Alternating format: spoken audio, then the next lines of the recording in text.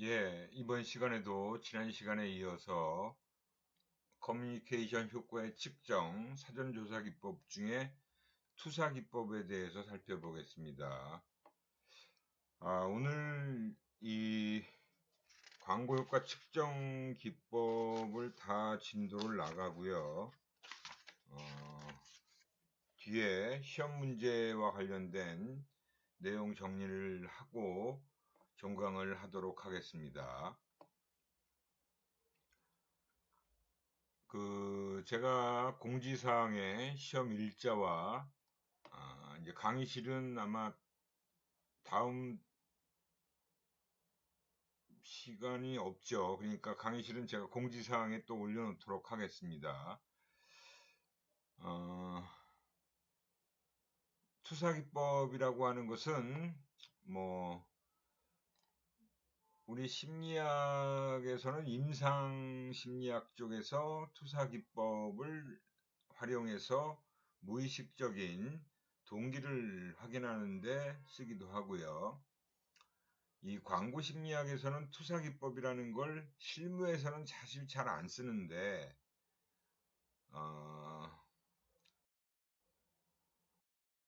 감각법이다라고 것은 T라고 보여주고 어떤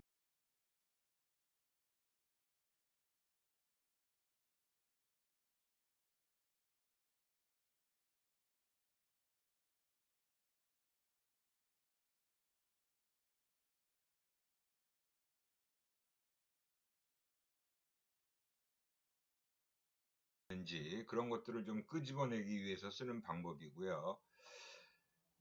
특히 이제 우리 광고와 관련해서 이 단어 연상법이나 문장 완성법은 실무에 어느 정도 활용은 실제 회사에 어떤 그 문장 활용해서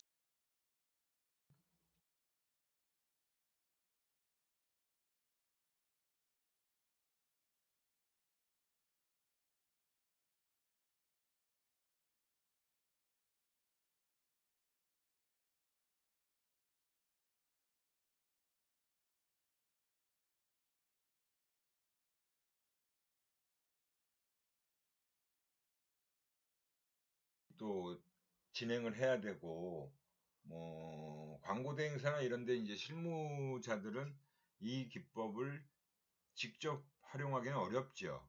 그러다 보니 조사회사에 의뢰를 해서 하는 경우 그렇게 흔하게는 않는 방법이에요. 말 그, 그 컨셉을 주고 어떤 단어들이 떠오르는지, 그래서 그런 단어들을 연상시키는 그런 부분들을 확인하는 작업들이고요. 문장 완성법도 역시 중간에 이렇게 문장을 비워두고 뭐 주어하고 마지막 서술형 동사만 주고 그 중간에 일종의 이야기를 만들어 보라는 그런 스토리 텔링이라고 볼 수 있죠. 그런 식으로 하는 경우입니다. 그래서 이것도 근데 실무에서는 그렇게 자주 쓰는 방법은 아니다라고 보시면 돼요. 그 다음에 이제 두 번째가 판매 효과의 측정인데요. 판매 효과 측정이라는 것은 사실은, 뭐 광고 효과 측정이라는 것과는 좀 차원이 다른 측면이 있죠. 그래서 이 판매 효과라는 것도 어느 정도, 파악을 하기 위해서 사용하는 경우가 있다라고 보시면 되는데 그렇게 많이 실제 많이 활용하진 않아요. 가끔 조사 회사를 통해서 이 세일즈 익스페리먼트 그 다음에 테스트 마켓 그 다음에 질문조사법 인콰이어리 테스트라고 해서 질문을 통해 광고물의 잠재적인 판매 효과를 측정하는 겁니다. 그래서 광고주는 일정한 수의 광고를 배치해 놓고 그것에 반응하도록 어떤 유인물을 제공하는 거예요. 그래서 어떤 반응들이 얼마나 나타나는지를 확인하는 작업을 해야 되는 거고요. 판매 실험법이다라는 것은 단순한 것부터 대단히 복잡한 것에 이르기까지의 매우 다양한 방법이 있는데, 뭐 맹목 제품 테스트다라고 하는 것은 뭐냐면,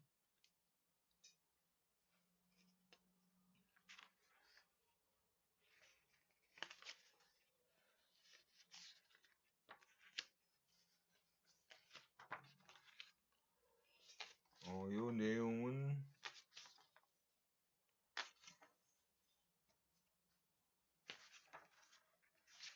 판매 효과의 측정 기법의 내용이라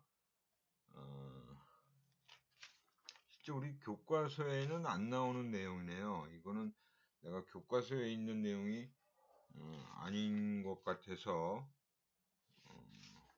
조금 우리 교과서를 보니까 이 교과서에는 나오지 않는 내용이에요. 그래서 요건 그냥 참고적으로 그냥 알아두시라고 아마 정리가 되어 있는 것 같습니다.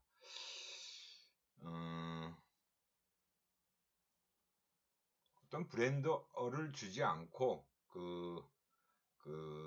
실험적으로 제품 테스트를 해보는 것이다라고 생각하시면 돼요. 판매 실험법은 테스트 마켓이다라고 하면 이거는 이제 가끔 실제 실무에서도 했던 경험이 있어요.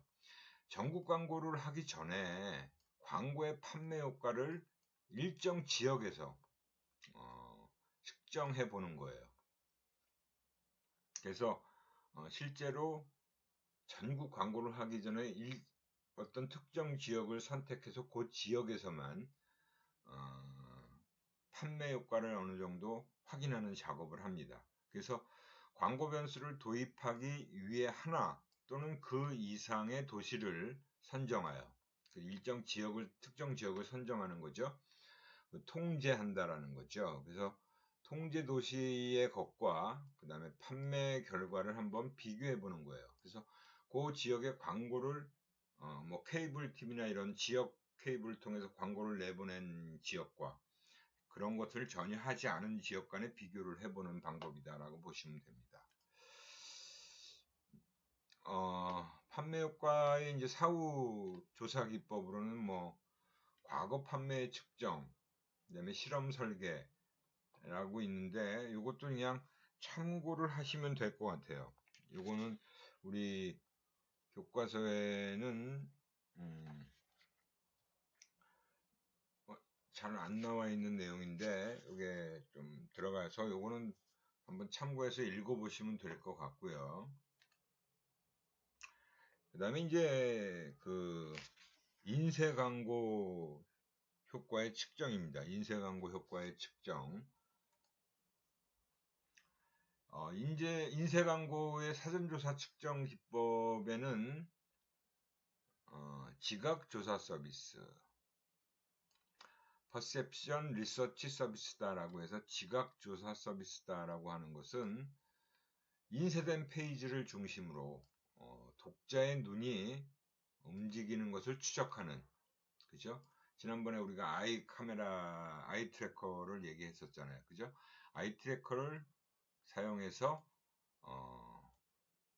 인쇄 광고의 어떤 부분에 그 독자의 초점이 제일 먼저 가고 그 다음에 어디로 이동하는지, 그렇게 해서 지각의 그 이동 경로를 확인할 수 있는 지각조사 서비스다라고 보시면 돼요.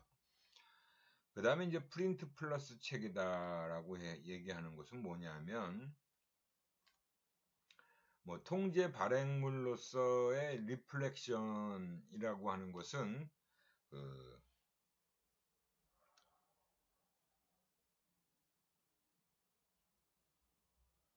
뭐 지금 현재 존재하는 전국적인 잡지 또는 리플렉션이라고 하는 자체 조사 잡지를 통해서 프린트 플러스 체계를 제공하고 있다라고 하는 겁니다. 광고주에게 그들의 광고를 미리 조사해 볼 수 있는 그런 기회를 제공해 주는 건데, 이거는 뭐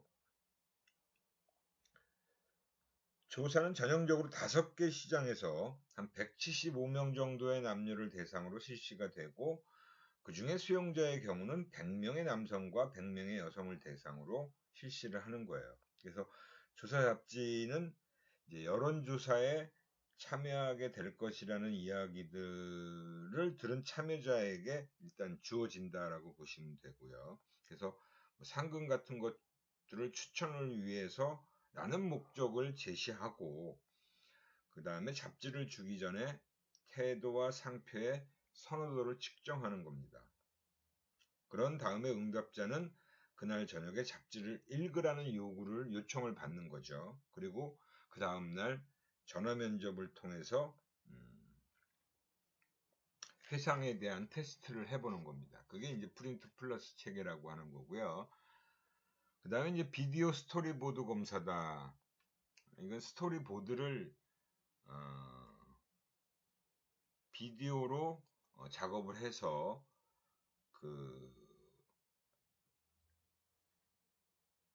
어느 정도 완성은 됐지만 완전히 CF를 완성하기 전에 흑백선 그림으로부터 완성된 칼라 혹은 흑백까지 광고를 조사한다라는 건데, 그 비디오 스토리보드 검사의 조사 잡지라고 할 수 있는 그 미국의 Looking at US의 그 어느 한 판에 게재가 돼요. 그런 그 잡지에 게재를 해놓고 그 잡지의 내용이 광고의 완성도와 어울리게 되어 있게끔 만들어 놓습니다. 1대1 면접을 통해서 사람들이 많은 쇼핑센터에서 일단 사람들이 많은 그 쇼핑센터에서 진행을 해서 응답자에게 잡지를 읽어보게 한 후에 회상, 커뮤니케이션, 설득, 그리고 제품의 독특성, 신뢰성, 경쟁력, 그다음에 호불호 이런 것들을 이제 물어보는 거죠. 그래서 표지에 대한 반응을 측정하는 질문을 받게 되는 거예요. 그 다음에 응답자는 조사 광고에 다시 초점을 맞춰 봐달라는 요청을 받고 자신들의 평가에 관한 부가적인 또 질문도 진행되게 된다라고 볼 수 있습니다. 근데 이런 것들은 사실은 인쇄 광고를 하면서 사전조사 한다라는 것은 사실 현실적으로는 거의 없다라고 보시면 돼요. 그냥 이런 방법들이 있다 정도로 알아두시는 것으로 보시면 됩니다. 이것도 맥컬럼 스필만 월드와이드 애드밴티지 프린트다. 그래서 인쇄 광고 역시 조사하는 조사형 측정 개별 매체를 사용해서 그런 것들을 또 사전에 조사해 보는 방법이다라고 보시면 됩니다. 이런 것들이 있다 하는 참고하시는 정도로만 알고 계시면 됩니다. 그렇게 중요한 내용은 아니라고 볼 수 있어요. 그 다음에 이제 인쇄 광고의 이제 사후 조사할 수 있는 측정 기법들을 몇 가지 이제 제시를 하고 있는데, 잡지 효과 조사 서비스, 매거진 임팩트 리서치 서비스다라고 MIRS라고 얘기를 하는데요. 보통 이 광고 효과 측정 방법이 갤럽과 로빈슨사에서 제공하는 그런 방법으로서 주요 소비자 잡지, 여성 잡지, 서비스 잡지, 그리고 뉴스 잡지에 게재되는 광고를 조사한다라고 보시면 됩니다. 광고는 자연스럽게 노출된 후에 응답자의 가정에서 이제 조사가 진행된다라고 할 수 있어요.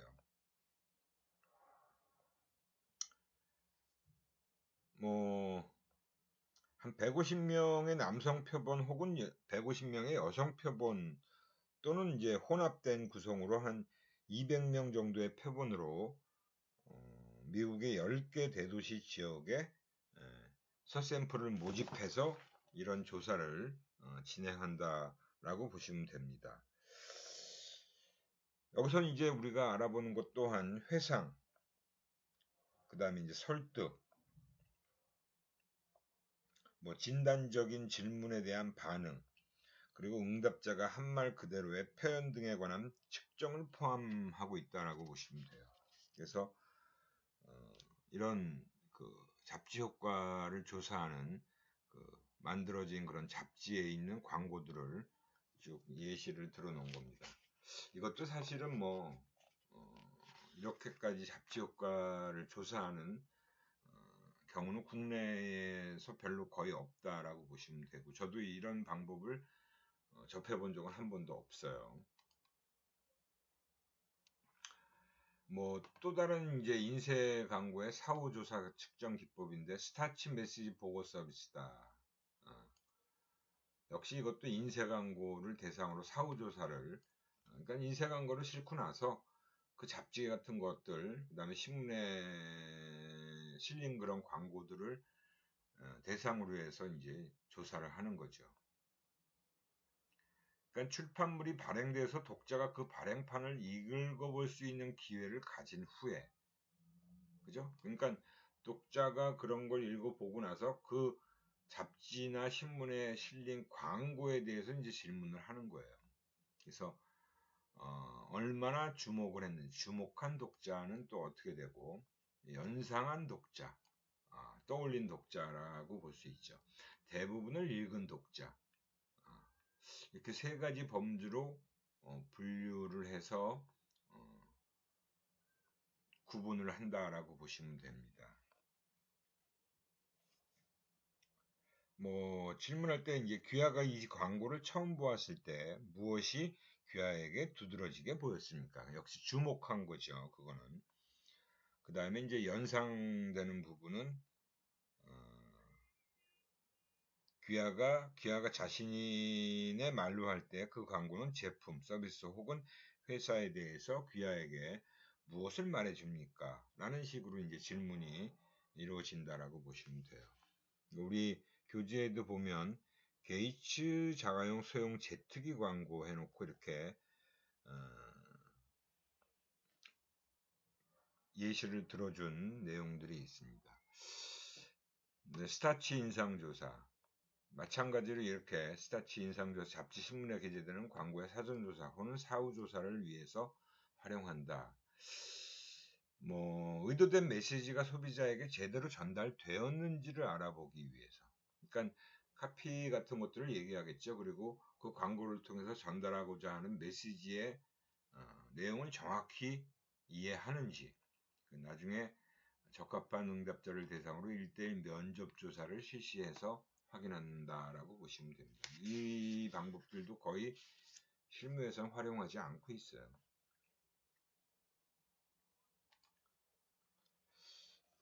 그 다음에 이제 뭐 나오는 것들이 방송 광고 효과 측정 방법이죠. 방송 광고 효과 측정 방법인데, 이 방송 광고가 나간 후에 방송 광고에 대한 광고 효과를 측정하는 방법이라고 볼 수 있습니다.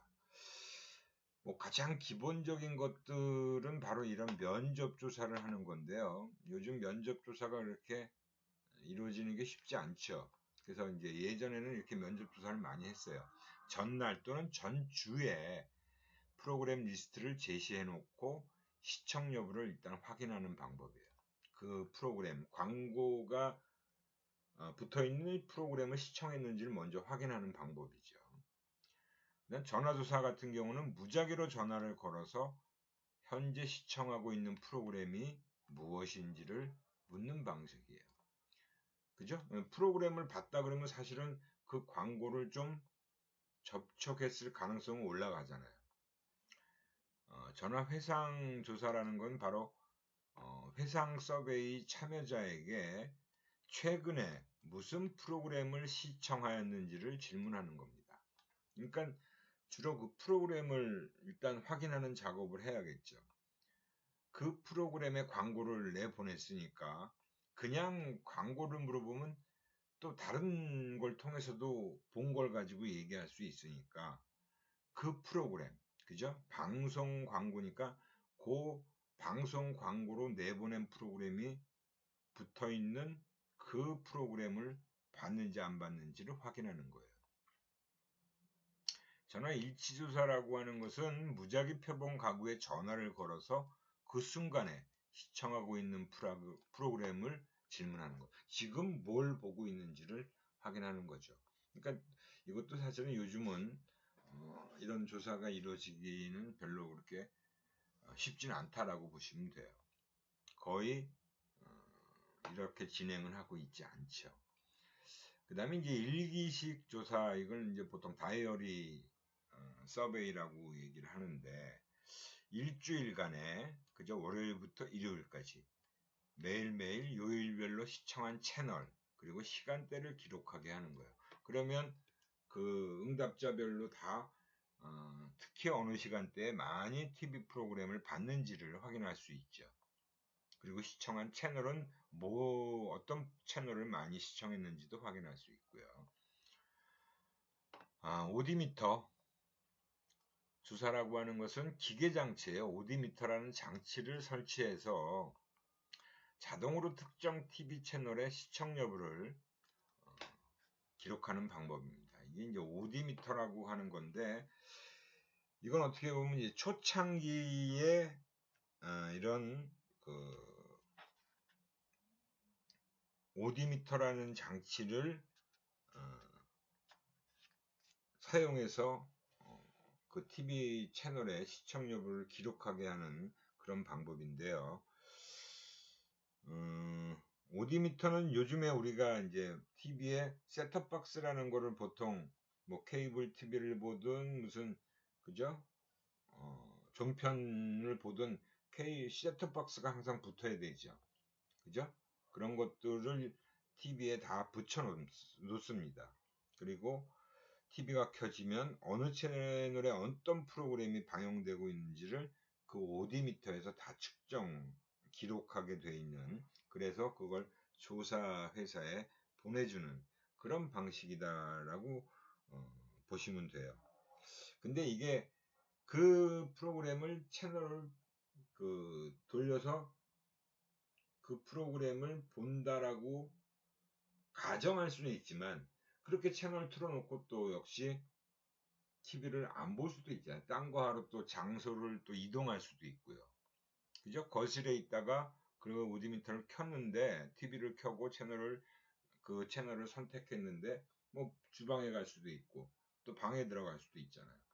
그래서 사실은 이 오디미터라는 것도 정확한 집계를 하기가 쉽지 않다라는 그런 비판이 꽤 있었어요. 마찬가지로 우리가 또 그 뒤에 나오는 피플미터라는 것도 역시 좀 더 발전된 오디미터의 단점을 극복하기 위해 채널별 시청 여부는 자동으로 기록하되 개개인의 시청 정보는 수동으로 입력하는 리모컨 장치를 통해서 얻는 방식이다. 그러니까 그 채널은 피플미터에서 기록을 하는데 오디미터처럼 역시 마찬가지로 그 장소를 떠날 수도 있기 때문에, 그러니까 자기가 시청할 때 시청하는 프로그램의 정보는 리모컨 장치를 통해서, 내가 지금 보고 있으면서 리모컨을 누르면 채널 선택이 되잖아요. 그리고 프로그램을 현재 무엇을 보는지를 확인할 수 있는 거죠. 그러니까 어떻게 보면 오디미터의 그런 어떤 단점을 어느 정도 보완해주는 그런 장치다라고 보시면 됩니다. 그래서 이 TNS라는 조사회사에서 피플미터를 통한 시청률 조사 자료를 수집하는 그런 그 과정을 우리 교재에도 나와 있죠. 그림이. 물론 그 닐슨이라는 회사에서 시청률 조사는 가장 먼저 했고 또 여러 가지 방법을 쓰고 있어요. TNS도 물론 하고, 우리 국내에서도 TNS하고 닐슨에서 다 하는데, 닐슨 시청률 조사 자료가 좀 더 많이 활용되고 있다라고 보시면 돼요. 그 다음에 이제 사실은 if 필미터도 사실 좀 한계가 있죠. 그죠? 그래서 패시브 미터식이다. 패시브 미터식. 그래서 이 시청자가 TV를 시청하면 셋톱박스의 기계가 스스로 방 안의 시청자를 인식하는 방법이에요. 그러니까 그 방안을 떠나면 일단 그 기계가 지금 시청하지 않고 있다라고 잡는 거죠. 그래서 다시 사람이 돌아오면 TV에 뭐 몇 도에서 몇 미터 이내에 있는 그 시청자를 확인할 수 있는 거예요. 그걸 바로 패시브 미터가 확인해주는 장치다라고 보시면 돼요. 그래서 좀 더 정확한 시청률 조사를 할 수 있게 된 거죠. 데이터의 정확성을 좀 더 높였다라고 보시면 됩니다. 이런 것들이 이제 방송에 대한 그 효과를 어느 정도 측정해낼 수 있는 장치들이었다라고 보시면 되고요.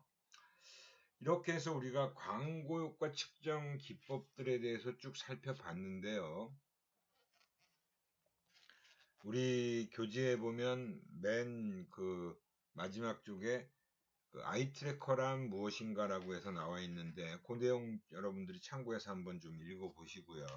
그 다음에 생각해볼 문제, 우리가 앞에서 쭉 살펴봤던 그런 여러 가지 다양한 광고 효과 측정 기법들에 대해서 우리가 지난 시간에 배운 내용들을 좀 살펴보시면 좋을 것 같아요. 오늘 배운 내용들은 크게 이렇게 중요한 내용은 없어요. 제가 시험 문제를 어느 정도 출제해서 오늘 좀 이 시간에 말씀드려야 되는데 그 광고 효과 측정 기법에서 앞부분에서 조금 한두 문제 출제를 했습니다. 그래서 뒷부분은 그렇게 중요한 내용이 없다라는 걸 말씀드리고요. 생각해 볼 문제들까지 해서 다 살펴봤어요. 그래서 이제 지금부터 한 20분 정도 남았는데 시험 문제를 출제하다 보니까 좀 문제가 많아졌어요. 그리고 중간고사 사실은 너무 여러분들이 제가 문제를 너무 쉽게 냈는지 그죠? 시간도 별로 많이 필요 없었고 점수들도 채점 결과를 보니까 상당히도 점수가 좋아요. 만점 받은 사람은 한 명인가 제가 본 것 같은 기억이 나는데 아무튼 기말고사에서도 뭐 동일한 유형입니다. OX, 단답형, 그 다음에 직접 기입하는 기술식 또는 간단하게 서술하는 서술형 문제라고 보시면 되고요. 역시 그 제가 문제 출제 그 부분을 뭐 챕터별로 쭉 한 게 아니기 때문에 좀 왔다 갔다 할 수 있어요. 그러니까 여러분들이 지금 잘 들으시고 그냥 그 제목이라도 잘 적어 놓으시면 됩니다. 그 문제가 그 왔다 갔다 하기 때문에 어느 부분인가만 어느 정도 알아두시고 여러분들이 공부를 하면서 체크를 하시면 좋을 거예요. 일단 처음 1번 문제로 제가 출제한 게 그 효과의 위계라는 부분이 있을 거예요. 효과의 위계가 뭔지 그 개념을 명확하게 잘 정리해 두시고요. 그 다음에 이제 그 전략이라고 해서 뭐 몇 가지 전략들이 있죠. 뭐 우리가 그 광고하는 그 전략, 광고 전략이라고 하는 거에 전략이라고 하는 부분은 솔직히 다 정리를 하시면서 꼼꼼하게 잘 살펴보시기 바래요. 그 전략 중에 이제 그 내용이 잘 맞는 내용인지 OX에서 이제 제가 출제를 좀 했고요. 그 다음에 태도와 관련된 이론, 그죠? 태도 이론에서 관련된 휘시바인의 이론 내용, 그 개념들도 잘 정리해 놓으시기 바라고요. 그 다음에 이제 광고 목표 중요하다라고 말씀드렸죠. 그래서 광고 목표와 관련된 내용 꼼꼼하게 잘 살펴보시고요. 그 다음에 이제 그 인터넷 광고의 특징과 관련된 내용, 그 다음에 그 소비자에게 노출되는 광고 자극이 주의를 끌지 못하게 되는 이유, 그 내용도 꼼꼼하게 잘 살펴보세요. 근데 광고 효과 측정은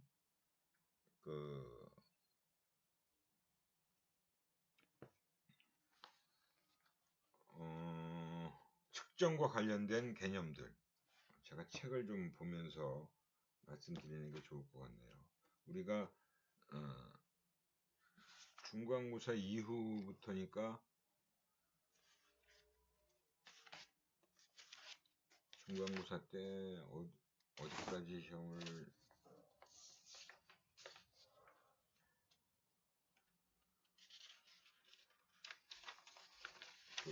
학습 기억까지 우리가 중간고사에서 봤나요?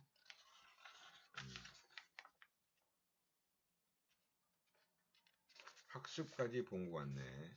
그죠?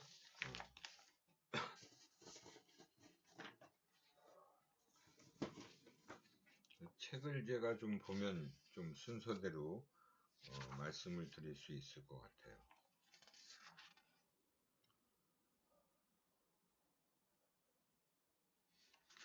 기억까지가 중간고사였죠?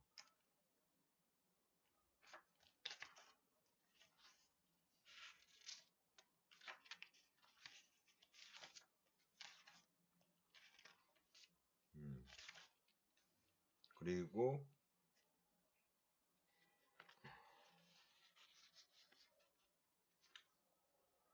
감정과 광고부터가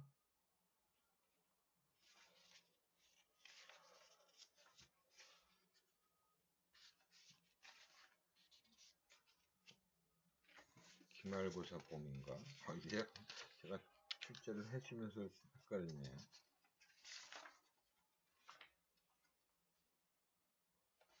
맞는 것 같네요. 감정과 광고.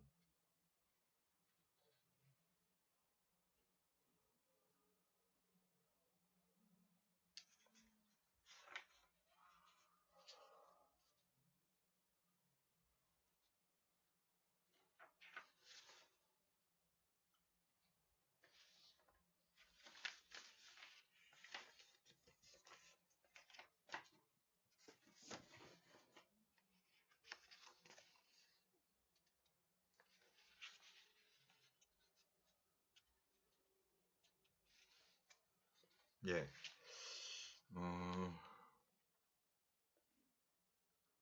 감정과 광고도 중간고사 때 다 본 건가? 지금 헷갈리네요, 제가. 태도부터 기말고사 범위로 제가 하기로 했나? 감정과 광고부터가 아마 중간고사 범위였던 것 같네요. 기말고사 범위로 한 것 같네요. 감정과 광고는 중간고사는 그 앞까지가요. 기업까지라고 보시면 되죠. 맞아요. 그래서 감정과 광고에서 지금부터는 제가 좀 책에서 출제한 문제를 중심으로 말씀을 드릴게요. 감정에 대한 기본적인 정의와 분류 내용이 있을 거예요. 그 내용을 꼼꼼하게 잘 보시고요.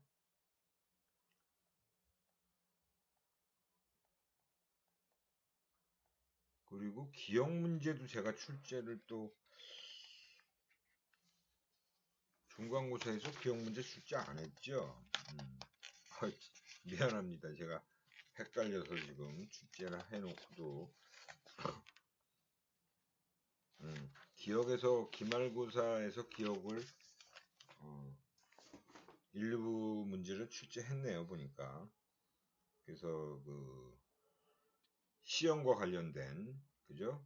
유지시험, 정규화 시험과 관련된 그 내용도 살펴보시고요.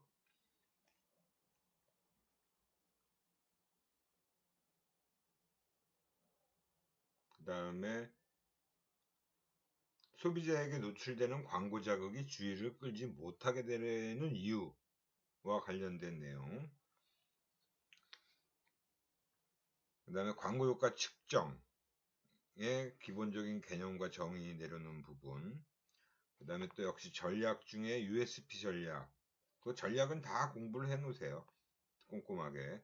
그러면 전략에서 문제가 몇 개 나갔을 거예요. 그 다음에 이제 기억 향상 요인, 정보 특성의 요인에 따른 기억 향상 요인에 대한 설명. 그 다음에 이제 인지 부조화가 발생될 경우 이를 해소하는 방법과 관련된 내용.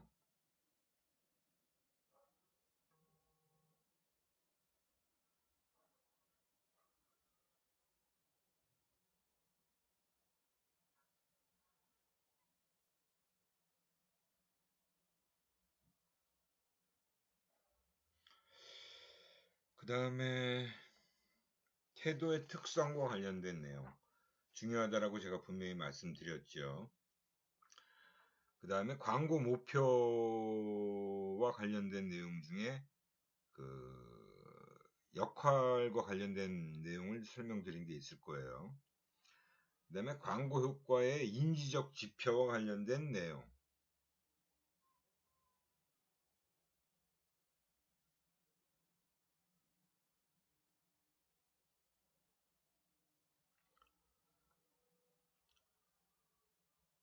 그 다음에 효과적인 광고 목표의 요건에 해당되는 것과 그렇지 않은 것, 그거 이 문제를 내가 그렇게 낸 거니까 효과적인 광고 목표의 요건. 그 다음에 신문 광고의 장점, 매체 집행 계획에서의 변수와 관련된 거, 그 내용도 꼼꼼하게 보시고요. 모바일 광고의 기술적 특성, 그 다음에 유효 빈도를 결정하는데 필요한 사항과 관련된 내용, 그 다음에 태도의 기능, 4가지 기능 말씀드린 거 있죠? 그거 중요하다라고 제가 말씀드렸을 거예요. 그 기능과 관련된 부분 꼼꼼하게 잘 살펴보시고요. 그 다음에 태도 변화 전략과 관련된 부분이 있어요. 그래서 그 윌키의 5가지 전략, 윌키의 5가지 전략과 관련된 내용 쭉 정리해서 한번 보시고요. 정교화 가능성 모델의 광고 활용 전략, 정교화 가능성 모델의 광고 활용 전략.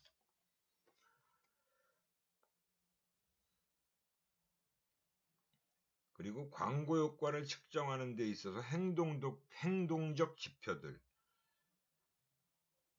그리고 에이드마 모델과 관련된 내용 꼼꼼하게 잘 정리해 주시기 바랍니다. 마찬가지로 다그마 이론에서도 제가 설명했던 내용들이 있을 거예요. 그 다음에 광고의 표현 요소와 관련된 내용.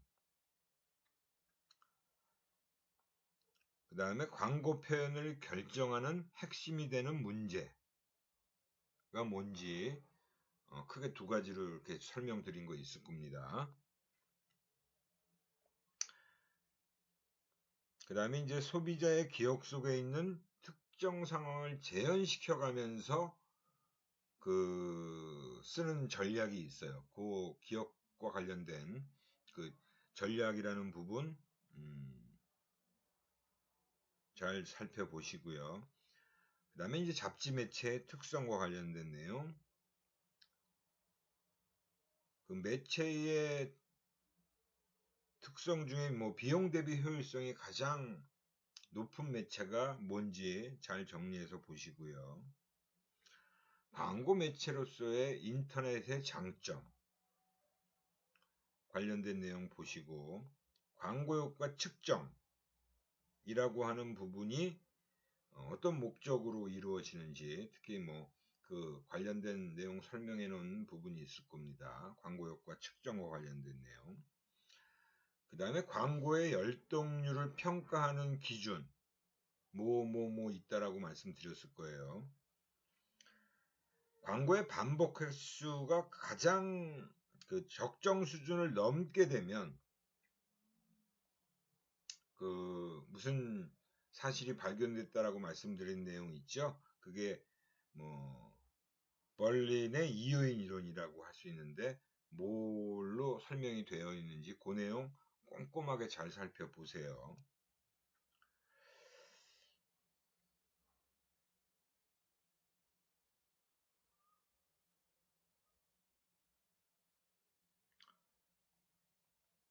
그 다음 모바일 광고와 관련된 내용들 정리해서 보시고요. 그 다음에 커뮤니케이션 효과의 측정 내용, 어떤 지표들로 측정한다 이렇게 설명드린 내용이 있죠. 그 다음에 이제 우리가 감정의 특징, 아까 앞에서 말씀드린 내용 있죠. 그 내용 정확하게 기억을 해 두셔야 돼요. 이 감정의 특징에 대해서는. 이렇게 해서 문제가 아마 중간고사 때보다 좀 더 많이 출제를 한 것 같아요. 특히 이제 주관식 단답형 부분에서 제가 좀 문제를 많이 늘렸기 때문에 기말고사에선 조금 좀 점수 차별화를 좀 시켜야겠다는 생각이, 너무들 중간고사 잘 봐서 기말고사에선 좀 차별화가 돼야 되겠다는 생각 때문에 문제 수를 좀 더 많이 늘려서 출제를 했어요. 그래서 중간고사를 잘 본 분이나 아니면 못 봤던 분들도 기말고사에서 좀 더 만회할 수 있는 그런 기회가 충분히 있을 거다라고 보시고 꼼꼼하게 좀 공부를 해 놓으시기 바랍니다. 그러면 이번 학기의 강의는 요걸로 마치도록 하고요. 제가 일부 이 강의 녹화하는 줌 그 프로그램을 이용해서 하는데 가끔가다 중간에 끊기는 현상도 좀 나타난 적이 있고, 근데 그 끊기는 현상이 있다 그래서 제가 뭐 완전히 그걸 다시 또 녹화를 할 수가 없어요. 그 앞에 부분, 저장된 부분을 연결시켜야 되기 때문에 일부 좀 불편한 적이 있으셨을 거라고 생각하는데 좀 양해를 해 주시고요. 이게 이제 그 컴퓨터의 그 성능에 따라서 녹화가 또 잘 되는 날은 아무 문제 없이 잘 되기도 하고, 또 어떤 때는 메모리가 조금 부족하다 싶으면 중간에 끊김 현상이 좀 나타나기도 하고 그랬던 것 같아요. 아무튼 우리가 이 비대면 수업을 요번 학기까지 이렇게 진행하느라고 여러분들 고생이 많았고요. 수업 들으시는데 불편한 점이 있는데도 불구하고 또 열심히 수업을 듣고 공부하신 학생들도 있을 거고요. 그다음에 또 조금 그 집중을 좀 못하신 분들도 있을 것 같아요. 다음 학기부터는 아마 대면 수업을 하지 않을까라는 생각이 드는데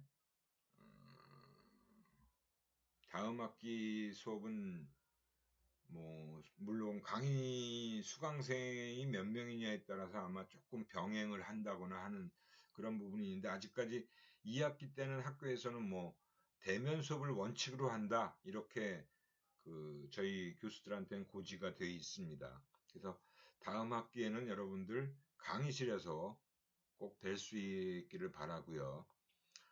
뭐 여러 가지 불편함이 있는데도 불구하고 수업 끝까지 잘 수강해 주신 여러분들한테 감사드립니다. 그 제가 시험 문제 또 이렇게 정리를 잘 못 해드린 것 같은데 그나마 메모해 놓으신 걸 중심으로 해서 공부하시면 기말고사도 잘들 보실 거라고 생각을 하고요. 예, 기말고사 때 마지막으로 뵙도록 하죠. 예, 오늘 수업은 이걸로써 마치고 요번 학기 수업은 또 이걸로써 다 종강을 하는 것으로 하겠습니다. 여러분들 수고 많으셨고요. 뭐 다음 학기에 또 소비자 심리학이나 조직 심리학에서 개설을 했기 때문에 또 만날 수 있는 그런 학생들도 있을 겁니다. 예. 다음 학기는 그 강의실에서 수업을 진행했으면 하는 바람으로 마지막 인사를 마치도록 하겠습니다. 여러분들 수고 많으셨어요.